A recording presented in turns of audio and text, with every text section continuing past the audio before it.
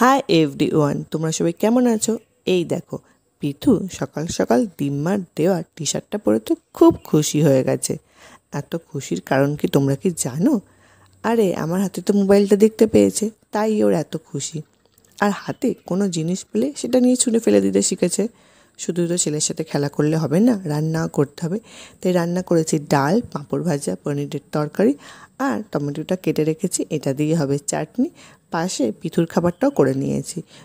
বিকেলে অনির্বাণ পয়লা বৈশাখের জামা কাপড় কিনতে গিয়ে নিয়ে এসেছিল লিট্টি। বাবারে বাবা, মারাত্মক ঝাল।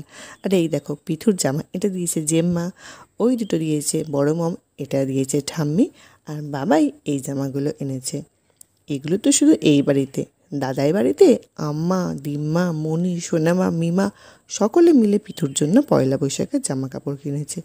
পিথুর কতটা আনন্দ হচ্ছে সেটা জানি না, কিন্তু আমার তো খুব আনন্দ হচ্ছে।